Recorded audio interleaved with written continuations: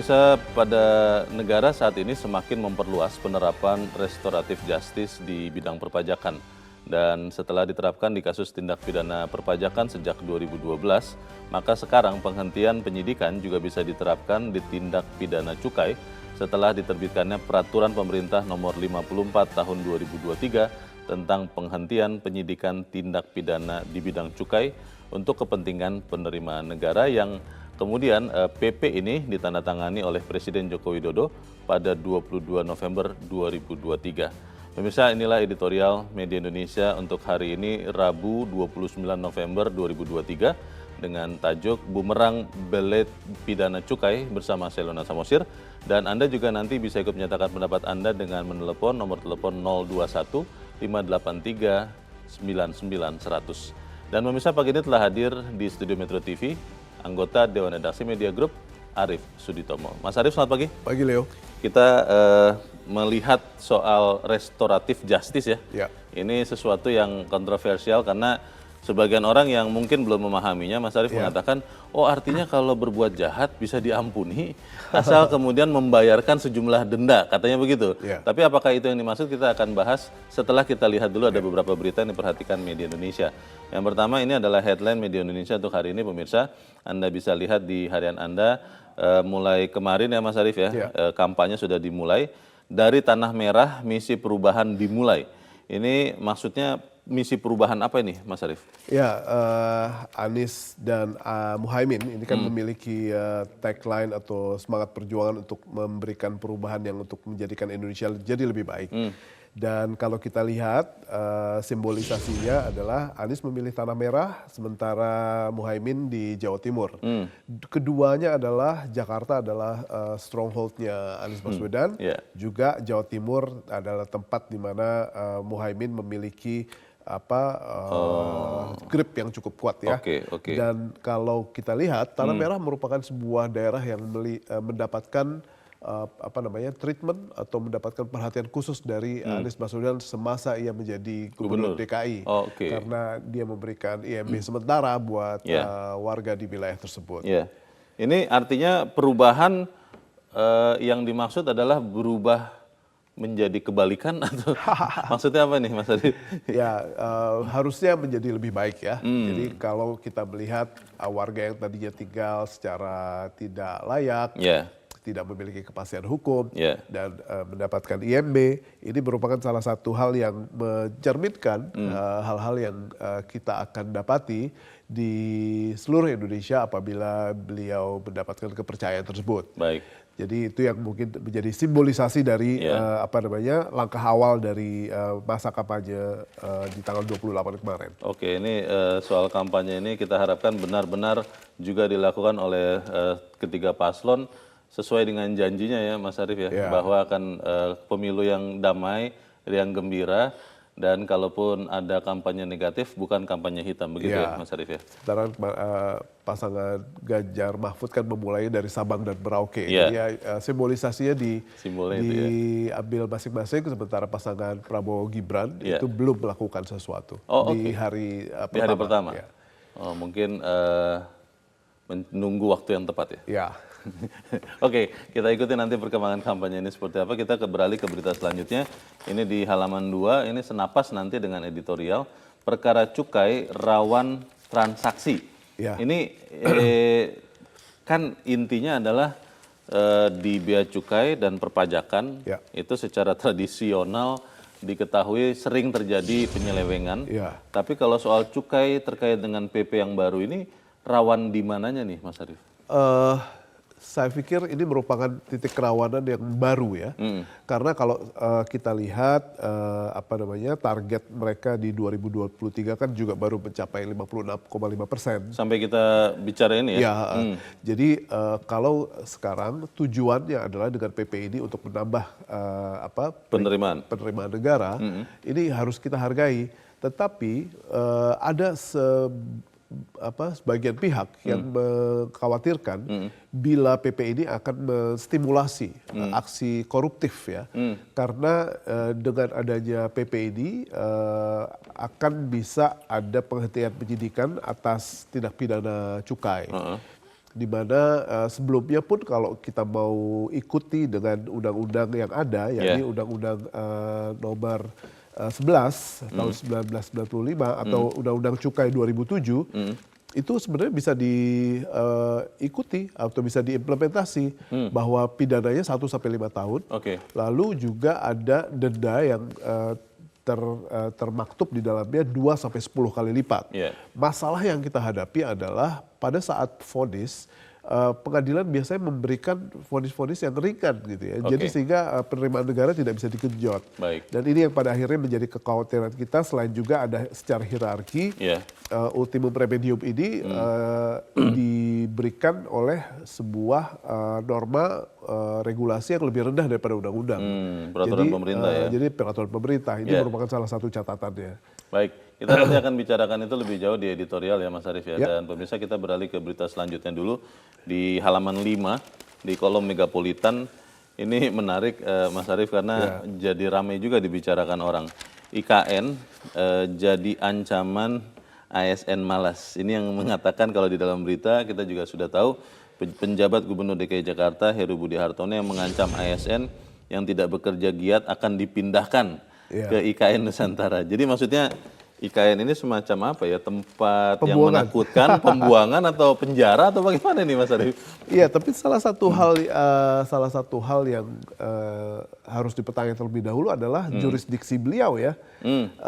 Dia sebagai kepala daerah di DKI, apa hubungannya dengan kepala daerah yang ada di Nusantara? DKI Jakarta ya? DKI Jakarta kan waktu begitu IKN berdiri, DKI Jakarta sudah bukan DKI Jakarta bukan ibu kota lagi. Ibu kota, daerah khusus katanya. Jadi kalau misalnya ada pihak-pihak yang akan dilempar ke IKN itu atas jabatan apa? Itu itu jadi salah satu pertanyaan. Tetapi ini adalah sebuah sikap yang tidak boleh dilanjutkan. Kenapa? Harusnya kalau misalnya kita ingin mendapatkan IKN sebagai sebuah titik di mana optimisme baru akan berdiri, akan menjadi sentra pertumbuhan baru, kita tidak boleh memberikan label bahwa itu sebagai sebuah tempat buangan.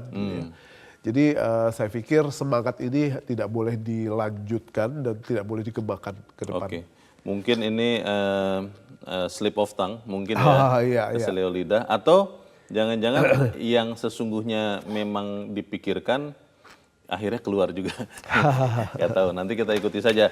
Saya rasa Pak Heru Budi Hartono pasti akan memberikan penjelasan lanjutan terkait dengan pernyataan ini. Kita langsung ke editorial pemirsa dan Mas Arief.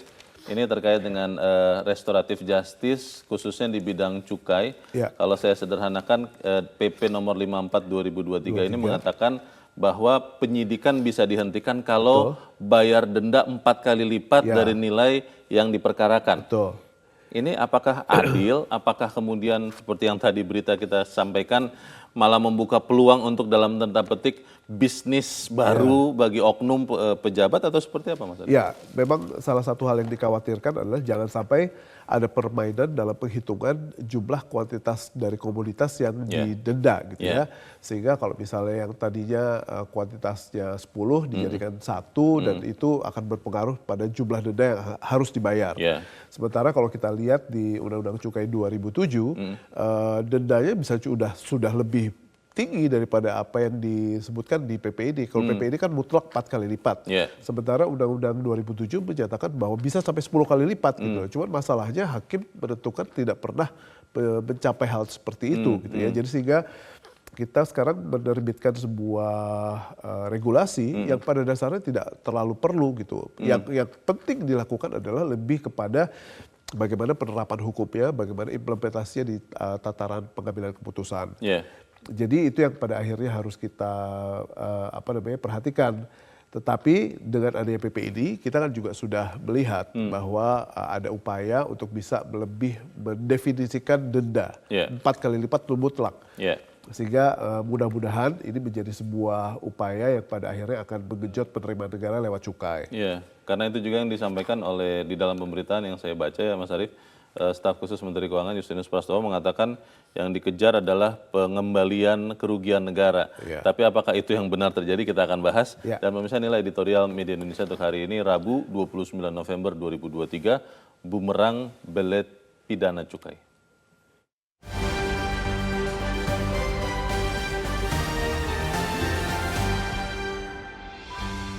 Bumerang Blade Pidana Cukai.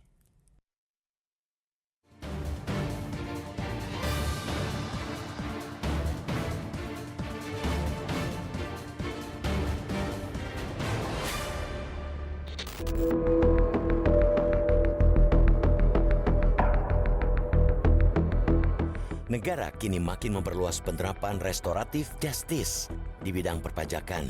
Setelah diterapkan di kasus tindak pidana perpajakan sejak 2012, sekarang penghentian penyidikan juga bisa diterapkan di tindak pidana cukai. Itu terjadi setelah diterbitkannya peraturan pemerintah atau PP nomor 54 tahun 2023 tentang penghentian penyidikan tindak pidana di bidang cukai untuk kepentingan penerimaan negara. Bilate itu diteken Presiden Joko Widodo pada 22 November 2023. Dirilis Senin 27 November, PP itu menyebutkan bahwa penerapan ultimum remedium selaras dengan konsep penegakan hukum di bidang perpajakan berdasarkan Undang-Undang Nomor 7 Tahun 2021 tentang Harmonisasi Peraturan Perpajakan atau Undang-Undang HPP. Ultimum remedium merupakan salah satu cara mewujudkan restoratif justice. Sejurus dengan yang ada di Undang-Undang HPP 7/2021, PP 54/2023 juga menyebutkan jika Menteri Keuangan, Jaksa Agung atau pejabat yang ditunjuk dapat menghentikan penyidikan tindak pidana di bidang cukai. Hal itu tertuang dalam pasal 2 yang juga menyebutkan jika penghentian penyidikan itu paling lama dalam waktu 6 bulan sejak tanggal surat permintaan. Penghentian penyidikan dilakukan setelah pihak pengemplang membayar denda sebesar 4 kali nilai cukai yang seharusnya dibayar. Penghentian penyidikan itu hanya dilakukan atas tindak pidana pasal 50, pasal 52, pasal 54, pasal 56, dan pasal 58 Undang-Undang Nomor 11 Tahun 1995 tentang cukai. Kelima pasal itu terkait dengan pelanggaran perizinan, pengeluaran barang kena cukai, barang kena cukai tidak dikemas, barang kena cukai yang berasal dari tindak pidana, dan jual beli pita cukai. Kita sangat mafhum jika penerimaan cukai harus digenjot. Pada September lalu, Menkyu menyampaikan bahwa per Agustus 2023, penerimaan dari kepabeanan dan cukai baru 171,6 triliun rupiah. Itu artinya baru 56,5% dari target APBN atau turun 16,8% dari penerimaan periode yang sama tahun lalu. Salah satu sebab utama memang turunnya pendapatan dari cukai hasil tembakau akibat penaikan tarif cukai demi menurunkan konsumsi rokok masyarakat. Faktor kedua terjadi karena penurunan bea keluar akibat penurunan harga minyak sawit mentah. Dengan semua penurunan yang tidak bisa dihindari itu, pengemplang cukai memang ibarat harus dikejar sampai ke liang lahat. Sementara itu, jika berkaca pada penerapan pasal 54 Undang-Undang Nomor 39 Tahun 2007 tentang cukai, denda yang ditetapkan pengadilan lebih sering membuat miris. Pasal itu menyebutkan jika penjualan rokok ilegal, menawarkan atau menjual rokok polos atau rokok tanpa cukai diancam pidana penjara 1-5 tahun dan atau pidana denda 2-10 kali nilai cukai yang harus dibayar. Faktanya, denda minimal itulah yang lebih sering ditetapkan oleh hakim. Meski begitu, PP 54/2023 tersebut belum tentu kabar baik. Kendati pembayaran denda mutlak 4 kali lipat, bisa saja aturan itu menjadi bumerang bagi penegakan hukum di negeri ini. Hal itu karena mengganti pidana dengan denda hanya memperbesar celah patgulipat petugas nakal dengan pengemplang. Ini bisa terjadi dengan permainan nakal di penghitungan denda cukai. Biar tidak didenda besar, nilai denda bisa saja dikecilkan. Kita patut sangat waspada karena unit kerja Kemenkyu termasuk Ditjen Bea dan Cukai dan Ditjen Pajak masih kerap diterpa isu tidak sedap kasus penyelewengan. Bahkan transaksi janggal 349,87 triliun rupiah di Kemenkyu hingga kini tidak ada penyelesaian yang memuaskan. Seperti diungkapkan Menko Polhukam Mahfud MD pada September lalu, ada temuan 300 surat mencurigakan yang bisa dikaitkan dengan tindak pidana pencucian uang di Kemenkyu. Namun, yang hingga kini terungkap jelas ke publik hanya 8 pegawai yang dipecat. Dengan semua fakta itu, maka penerapan PP 54/2023 mutlak diawasi super ketat. Kemenkyu termasuk Ditjen Bea dan Cukai jelas yang pertama memastikan bahwa tidak ada kebocoran atau celah yang dimanfaatkan. Sebagai langkah awal, kita menuntut sistem pencegahan korupsi dengan sistem pelaporan tindak penyelewengan yang memang sudah dipunyai instansi itu benar-benar berjalan. Itu berarti pula prinsip transparansi dan penerapan sanksi tegas bagi para petugas nakal tidak boleh ditawar. Selain itu, adanya PP 54/2023 harus memberikan hasil nyata pada kenaikan pendapatan. Ditjen Bea Cukai harus dapat menunjukkan hasil signifikan dalam pengembalian cukai. Jangan sampai ingin mendulang uang dengan pemaafan. Rusak hukum selamanya.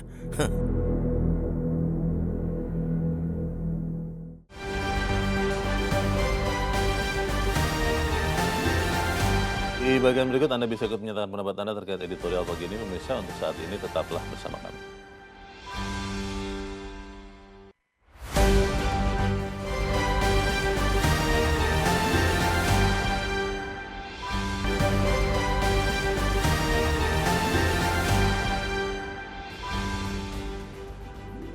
Terima kasih pemirsa, Anda masih bersama kami di Editorial Media Indonesia, dan sebelum kita lanjutkan diskusi kita, Mas Arief, kita mau bertanya juga. Saat ini kita sudah tersambung lewat saluran telepon dengan Direktur Center of Economic and Law Studies atau CELIOS, Bima Yudhistira. Mas Bima, selamat pagi. Selamat pagi, Mas Leo. Ya, Mas Bima, ini kita tahu bahwa akhirnya ada upaya menerapkan restoratif justice khususnya untuk pelanggaran cukai. Pertanyaan saya adalah kalau PP 54 tahun 2023 ini memberikan keleluasaan untuk tidak dilanjutkan penyidikan asal bayar denda 4 kali, itu kira-kira pelanggar-pelanggar mau melakukan itu atau tidak? Kalau menurut Anda seperti apa? Ya jelas mau ya, karena ini dibandingkan dengan hukuman pidana kan artinya. Memilih dikurung atau membayar denda gitu. Tapi kalau kita lihat, ini sebenarnya bukan restoratif justice. Ini mirip seperti amnesti. Kalau sebelumnya pernah ada amnesti pajak, tax amnesti, kalau sekarang ini kira-kira amnesti untuk bea cukai. Nah, tapi filosofinya pun juga harus diluruskan. Bahwa alasannya kan satu, untuk meningkatkan penerimaan negara nih. Makanya dendanya 4 kali lipat tapi pidananya nggak dilanjutkan, misalnya bisa tidak dilanjutkan. Nah ini sangat-sangat bertentangan dengan yang namanya prinsip cukai. Karena cukai itu sebenarnya cara untuk membatasi konsumsi barang-barang yang berbahaya bagi kesehatan dan lingkungan. Jadi pidana itu sudah pas di situ. Jadi kalau diganti menjadi hukuman membayar denda, ini kan artinya akan menjadi semacam ruang bagi pelaku yang curang, yang tetap mengedarkan barang-barang tanpa bayar cukai dan merusak kesehatan dan lingkungan jangka panjang. Nah, jadi di sini nggak salah nih kalau untuk penerimaan negara, cukai itu bukan instrumen penerimaan negara tujuan utamanya, tapi membatasi konsumsi berbahaya gitu. Nah, yang kedua, kalau kelihatannya ini muncul aturan soal pengampunan ini karena proyeksi dari pertumbuhan cukai itu turun cukup tajam. Bahkan per Oktober 2023 kan anjlok 13% pendapatan dari sisi bea cukai. Nah, jadi kalau pemerintah mau cari yang namanya pendapatan, harusnya jangan dengan melakukan perubahan dari pidana bisa dibayar dengan denda, tapi ekstensifikasi cukainya, diperluas basis cukainya. Jadi bukan alternatif barang rokok lagi, alkohol, etil alkohol lagi. Menurut saya kurang kreatif. Itu justru kontradiksi tadi ya. Nyari penerimaan negara kok dari sana. Tapi kalau ekstensifikasi bukankah sesuatu yang tidak populis ya? Karena kan nanti akhirnya akan ada benda-benda lain yang malah jadi kena cukai dan masyarakat malah jadi resah kan, Mas Bima? Bagaimana? Ya nggak apa-apa. Misalnya minuman bermanis. Yang penting kan uangnya bukan masuk ke penerimaan negara buat belanja pegawai dan lain-lain. Tapi uangnya nanti untuk menambal BPJS Kesehatan. Oke. Untuk sampah plastik juga sama gitu ya. Plastik sekali pakai, itu uangnya nanti untuk pengolahan sampah yang lebih bagus. Nah itu fungsi-fungsi kita seperti itu. Jadi memang harus peran. Jadi memang semacam kontradiktif kalau penerapan PP 54 ini. Karena di satu sisi cukai rokok misalnya dinaikkan terus supaya orang tidak merokok, tapi di sisi yang lain pelanggaran cukai bisa dimaklumi, bisa dimaafkan kalau membayar denda 4 kali. Agak kontradiktif begitu ya Mas Bima ya? Iya, sangat kontradiktif ya. Hmm, Karena kita mau melarang atau membatasi barang-barang yang berbahaya bagi kesehatan, misalnya Iya, rokok gitu ya, dan iya. alkohol. Mm-mm. Tapi begitu ada pelanggaran, ini pelanggarannya seolah nggak apa-apa bagi denda aja. Meskipun dendanya dibilang 4 kali lipat gitu. Tapi Iya, tetap kan, pidana kan iya. harusnya lebih menyeramkan. Kalau Oke, memang tujuan cukai adalah memang melakukan pembatasan. baik. Nah, di sini filosofinya saya kira mau jadi agak longgar gitu ya. Baik. Pidana Mas soal Bima, visa cukai, rokok iya, ilegal, itu yang harusnya ini kan diatasi. PP-nya sudah keluar ya, artinya kan sudah berlaku. Nah, kalau kemudian kita melihat bahwa lebih banyak mudarat daripada manfaat, apakah ini kemudian bisa dicabut begitu, diganti, atau seperti apa kalau usul Anda? Saya pikir lebih bagus untuk diganti ya, Hmm, dianulir ya, dikembalikan lagi ke aturan yang lama begitu. oke. Tapi kuncinya apa sih? Kuncinya adalah kapasitas untuk Mm-mm, melakukan penyidikan, mm-mm, untuk melakukan penelitian, prosesnya jadi lebih cepat. Itu aja hmm, sebenarnya yang harusnya diperbaiki. ya, Karena yang menjadi masalah sekarang ini kan prosesnya panjang sekali untuk penyidikan sampai akhirnya penetapan tersangka pidana. Nah, itu yang hmm, dianggap memboroskan birokrasi, proses-prosesnya itu mahal bagi ya, negara. ya, Tapi kalau prosesnya jadi lebih singkat dengan teknologi, sekarang kan ya, pembuktian rokok ilegal apa susahnya sih? betul. Kita cukai yang kemudian ilegal itu apa Ya, susahnya gitu ya dengan ya, bantuan teknologi. Nah, itu yang harusnya dilakukan pemutakhiran itu, bukan oke. dengan melakukan Baik. amnesti. Mas Bima terakhir singkat saja, bagaimana dengan integritas aparat bea cukai? Kalau kita lihat kan ada ini gambar kita tayangkan waktu itu Pak Mahfud ramai menyebutkan ada transaksi janggal 349 triliun sampai sekarang tidak tahu ya. Bagaimana kapasitas petugas bea cukai kalau kemudian ini dibuka peluang untuk mendapat dalam tanda petik penerimaan lebih besar dari PP ini, Mas Bima? Ya, kalau cara-cara menaikkan penerimaannya itu justru dengan amnesti atau restoratif justice yang diklaim tadi, Ya. saya pikir itu menunjukkan kinerja bea cukai yang diharapkan. Jadi Hmm, bea cukai yang diharapkan adalah memang tegas terhadap segala bentuk pelanggaran dan oke. mencegah kebocoran ya. Nah, Ya. ini jadi ada dua hal. Yang pertama, batalkan aturan soal pengampunan ini. Yang Mhm. kedua, memang peningkatan pengawasan internal. Hmm. Jadi tidak Ya. terjadi kong kali kong atau proses Ya. penyidikan yang berbelit karena ada konflik Baik. kepentingan misalnya di sana. Itu untuk Baik. memulihkan marwahnya dari bea cukai. Oke, kita harapkan apa yang kita bicarakan ini juga menjadi pertimbangan dari Bea Cukai. Untuk saat ini terima kasih Direktur Selios Bima Yudhistira sudah mencerahkan kami. Selamat pagi, Mas Bima. Usulannya dicabut, Mas Arief, dan kembalikan ke peraturan yang lama. Tapi ini kan sudah berlaku ya. Saya tidak yakin kalau pemerintah dengan mudah mencabut lagi. Nanti di mana wajahnya begitu kan.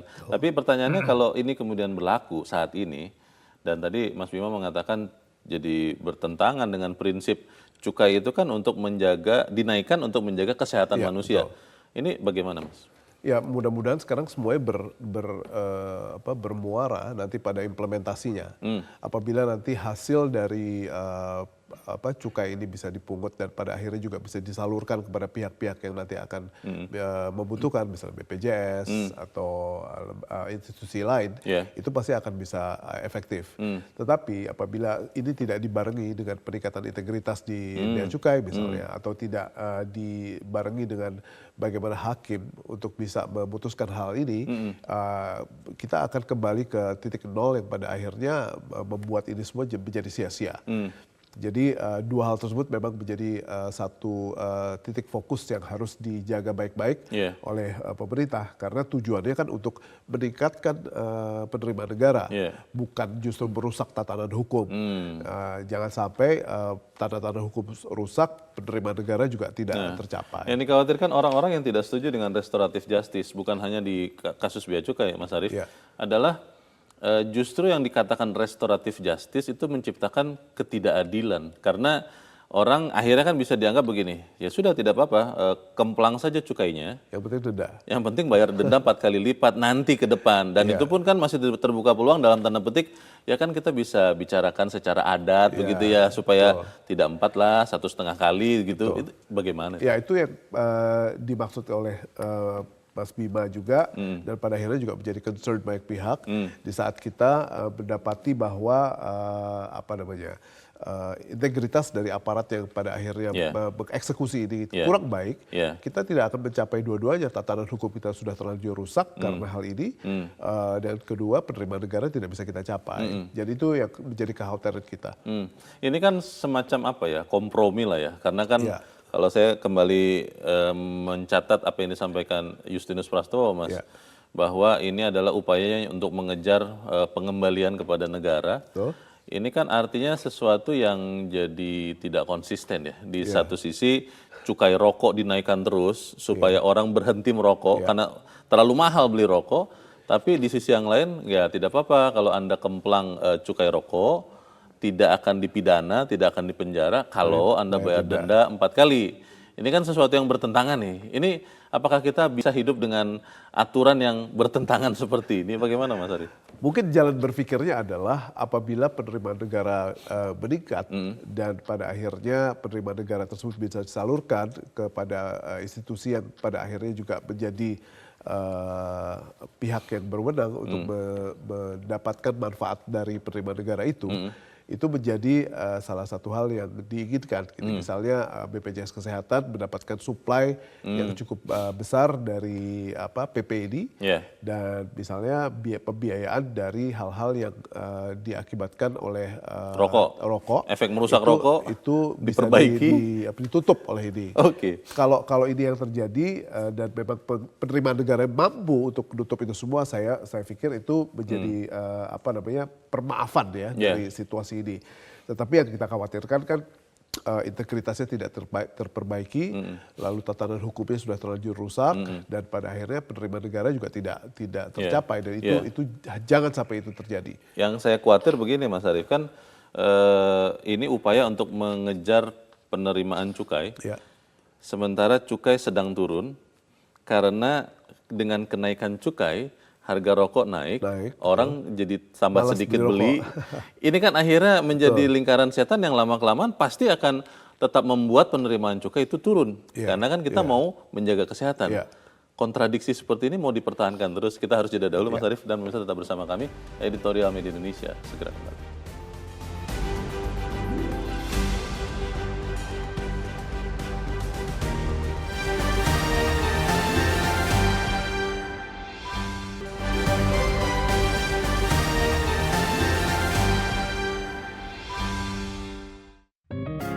Media Indonesia mengajak Anda untuk mengakses fitur premium e-paper. Dengan sajian konten berbasis intelektual dan meneguhkan kebangsaan, Media Indonesia tampil dengan lebih dinamis melalui e-paper Media Indonesia yang dapat Anda akses kapan saja, di mana saja. Caranya mudah, download aplikasi Media Indonesia di Android atau ketik link e-paper.mediaindonesia.com atau bisa scan QR Code pada layar kaca Anda. Klik tab e-paper di bagian samping layar tablet Anda, daftarkan data diri, serta pilih paket berlangganan e-paper Media Indonesia sesuai dengan kebutuhan Anda. Nikmati juga bonus spesial tambahan 4 halaman rubrik fokus setiap hari. Semua bisa Anda dapatkan hanya di e-paper Media Indonesia. Untuk informasi lebih lanjut, hubungi customer service di nomor 0811 1201 2018 atau kunjungi media sosial @mediaindonesia. Media Indonesia, referensi bangsa. Terima kasih pemirsa, Anda masih bersama kami di Editorial Media Indonesia, dan sekarang kita akan mendengarkan Mas Arief suara dari pemirsa Metro TV. Kita sudah terhubung dengan pemirsa Metro TV di Mataram, Nusa Tenggara Barat. Ada Pak Bion. Pak Bion, selamat pagi. Pak Bion, selamat pagi. Halo Pak Bion di Mataram, Nusa Tenggara Barat. Selamat pagi Pak.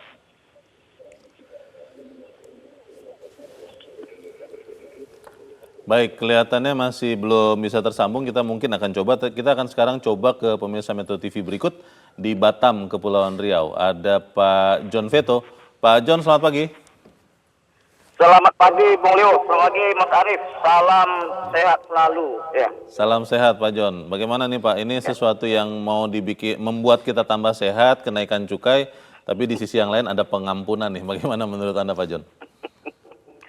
Jadi ini yang dibedah oleh ditulis bagian ini bumerang pidana cukai, ya. Jadi dengan terbitnya PP 54 2023. Ya. Ya, jadi restoratif justice itu khusus bagi yang menompeng uang negara gitu, pajak, ya khusus pajak. Cukainya. Jadi begini, ini cukainya ini, jadi bisa dibayar 4 kali lipat namanya kan. Jadi gimana efek jerahnya? Karena pelaku ini kan dia uangnya banyak, dia kan sistemnya kayak apa nih? Ada company lah gitu, grup lah, ya. Jadi kalau ini kena ya dia kita bayar aja kan gitu. Tapi dia kan Tinggal banyak bayar. dia punya. Jadi ini kalau saya rasa ini mundur. Jadi ada pula restoratif justice ini apa? Kalau yang ini yang restoratif jangan yang bagi-bagi pelaku ekonomi, kejahatan ekonomi tak usah. Tidak bisa. Yang ini nih contoh ya. Orang-orang yang maling HP dijual untuk beli beras itu boleh jadi. Orang berkelahi itu. Kalau ini berbahaya. Sangat berbahaya. Atau bikin aja yang kayak kemarin tuh kayak pajak ini ada pengampunan pajak gitu. Oh, tax amnesty ya. Kayak kemarin itu pernah tuh dua tuh. Itu kan jebakan juga sebenarnya bagi apa yang tidak membayar pajak. Contohnya dia di amnesti pajak itu. Itu adanya gitu. Kalau ini kan tidak, ini bumerang, apalagi ini kan pelaku-pelaku kejahatan yang cukai ini kan kejahatannya agak tinggi, Bang. Jadi Pak John tidak setuju ya PP 54 ini? Saya tidak setuju, karena ini kejahatan ekonomi. Kalau melakukan pajak itu kejahatan ekonomi, harus ada efek jerah pada pelakunya, harus dikurung. Baik. Terima kasih Pak John di Batam, Kepulauan Riau untuk pendapat Anda. Selamat pagi Pak. Di belakang Pak John Veto ada Pak Edward di Curup, Bengkulu. Pak Edward, selamat pagi. Selamat pagi Metro TV. Selamat pagi Pak Edward, silakan Pak. Jadi kalau kita lihat filosofinya, kenapa ada cukai? Cukai itu kan fungsinya dua. Melindungi produk dalam negeri untuk persaingan dengan produk global yang sudah kualitasnya lebih canggih, semakin canggih, hingga produk dalam negeri bisa berlanjut. Kedua, merupakan sumber pendapatan negara. Inilah cukai. Kalau kita lihat filosofinya kan fungsi pentingnya. Kalau lihat apa yang disampaikan tadi, bumerang tentang blade, tentang cukai, saya berpikir inilah yang dikatakan restoratif justice itu. Jadi kan Bung Leo tadi sampaikan bahwa pajak rokok tinggi sekali, tetapi di satu sisi bisa diampunkan. Tetapi pengampunannya kan dengan membayar 4 kali denda dari nilai cukai, berarti tinggi sekali juga. Nah, di satu sisi pemerintah harus mengejar pendapatan APBN dari sumber cukai, tapi di satu sisi ada lagi hal-hal yang harus pemerintah mengurangi cukai. Contoh yang disampaikan Bung Leo tentang minyak, tentang hal lain, minyak goreng dan lain-lain. Nah inilah dilema-dilema. Pasti pemerintah sebelum memutuskan dengan pertimbangan-pertimbangan segala aspek, bukan dari satu sudut pandang, mereka sudah mempertimbangkan. Yang penting bagaimana mengejar agar APBN ini bisa tercapai dari sumbernya cukai. Nah yang penting lagi, masyarakat sosial seluruhnya dari segala lapisan mengawasi pelaksanaannya agar terjadi fair play. Jangan ada yang digelap-gelapkan. Kalau memang ada pengampunan denda 4 kali, bayar 4 kali, itu sudah sangat tinggi loh. Kalau 1 miliar harus bayar 4 miliar. Kan luar biasa itu. Sama dengan pajak rokok. Rokok itu kenapa ditinggikan pajaknya? Pemerintah menghindari pembayaran BPJS yang terlalu tinggi. Kenapa? Ya orang sakit terus berobat. Kalau banyak yang merokok, nah itu makanya pajaknya rokoknya ditinggikan. Tetapi ya, pengusaha-pengusaha ini sangat licik. Mereka sekarang produk rokok-rokok yang murah. Dari produk jarum ada rokok murah, dari sampurna ada rokok murah, semua mereka produk rokok-rokok murah. Ini beliciknya mereka, nah inilah perlunya pengawasan dari segala aspek. Strategi mereka begitu. Nah, misalnya ada Indonesian Consumer, Indonesia Police Watch, apalah itu ke perlindungan konsumen. Itu yang harus mengawasi juga ya. Ini awasi dan gembar-gemborkan. Keren, mass media sekarang kan sudah gampar melalui media Jadi, sosial, media Pak Edward setuju ya dengan PP 54 ini ya? PP 54 itu niatnya pasti baik untuk meningkatkan pendapatan negara. Pasti baik. Tinggal pelaksanaannya bisa nggak dilaksanakan dengan sebaik-baik. Jangan terjadi di pajak Rafael Alun. Mereka kong kali kong. Nah ini yang nggak benar. Kalau niatnya pasti baik. Ya. Mudah-mudahan kita akan mengawasi. Terima kasih. Terima kasih Pak Edward di Curup Bengkulu untuk pendapat Anda. Selamat pagi Pak. Ini menarik Mas Arief, dua pemirsa, satunya tidak setuju, satunya setuju dengan alasan masing-masing. Ya. Tapi kan ini sudah diputuskan ya PP 54 2023, bagaimana kemudian kita bisa ikut mengawasi? Karena kan pemeriksaan cukainya masyarakat awam kan tidak bisa ikut melihat. Betul. Bagaimana itu Mas? Jadi memang keterbukaan menjadi salah satu elemen yang bisa membantu kita semua. Agar proses ini atau PP ini bisa dimaksudkan untuk mencapai targetnya. Jangan sampai karena PP ini menghasilkan sebuah aksi koruptif baru atau menstimulasi sebuah aksi koruptif yang pada akhirnya justru menggagalkan semua ini dari tujuan awalnya. Ini menjadi salah satu hal yang amat sia-sia. Jadi keterbukaan merupakan salah satu hal yang menjadi unsur terbesar dalam hal kita bisa sama-sama mengawasi praktek atau dampak dari PP 54 ini. Kalau ada orang yang teman yang mengatakan ini kan bahaya kalau restoratif justice, mungkin senada dengan tadi pendapat Pak John ya dari Batam, bahwa nanti pelanggaran atau pengemplangan cukai sebesar apapun itu bisa juga diampuni asal bayar dendanya. Tadi Pak Edward sih berpendapat itu cukai dendanya itu 4 kali lipat sudah sangat besar loh katanya. Nah ini kan bagaimana ya, dilematis karena akhirnya kan nanti orang akan bisa berpikir begini Mas Ari, kalau saya pengusaha, saya sudah berhitung bagus bahwa denda itu lebih sedikit daripada keuntungan yang saya dapat kalau saya ngemplang cukai. Diperhitungkan aja gitu ya. Sudah saya kemplang saja cukainya. Toh nanti saya bisa bayar dendanya, tidak usah masuk penjara segala macam, saya masih jauh lebih untung. Itu bagaimana? Tapi kita harus jeda dahulu Mas Arief, dan pemirsa tetap bersama kami, Editorial Media Indonesia. Segera kembali.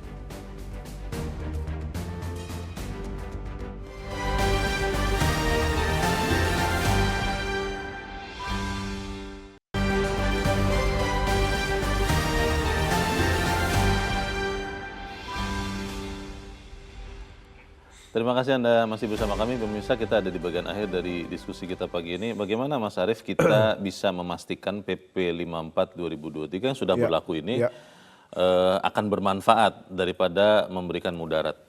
Ya, PP 54 2023 ini kan hanya berlaku untuk 5 jenis tindak pidana cukai. Jadi tidak semuanya.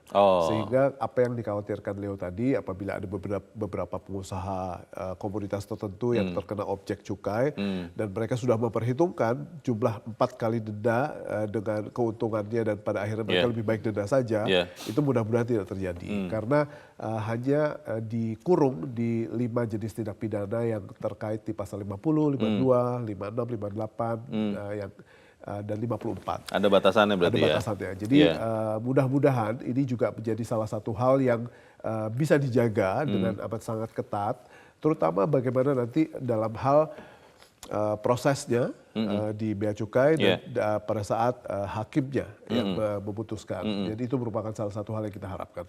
Kita harus mengakui bahwa kepercayaan masyarakat mungkin masih tidak 100% ya, karena sudah ada presiden sebelumnya. Tidak bisa salahkan sih. Lah itu dia. Nah, bagaimana memastikan bahwa masyarakat bisa melihat PP ini lebih bermanfaat untuk semua daripada ada kecurigaan kita kepada oknum-oknum aparat itu, Mas? Saya pikir kecurigaan itu tidak akan pernah bisa hilang.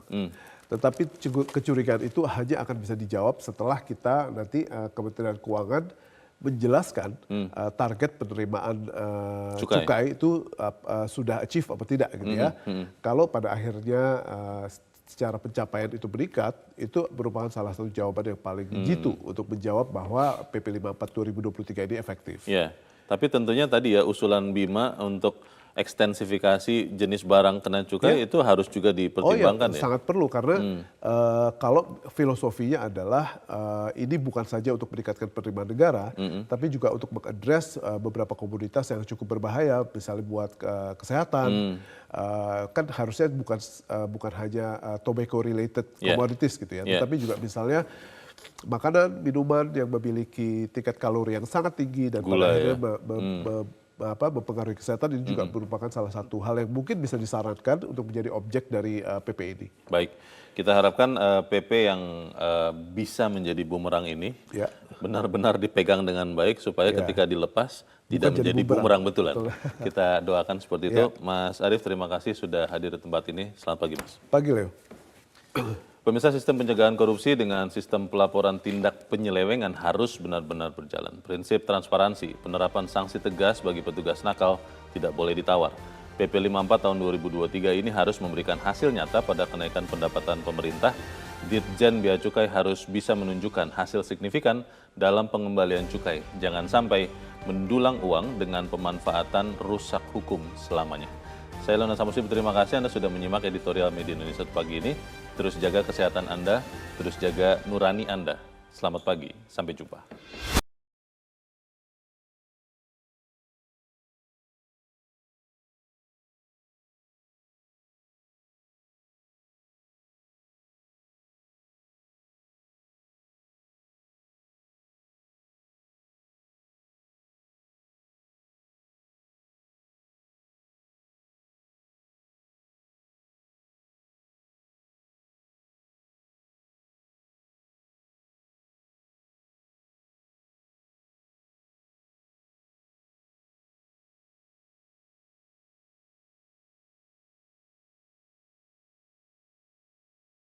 Jelajahi cara baru mendapatkan informasi. Download Metro TV Extend sekarang.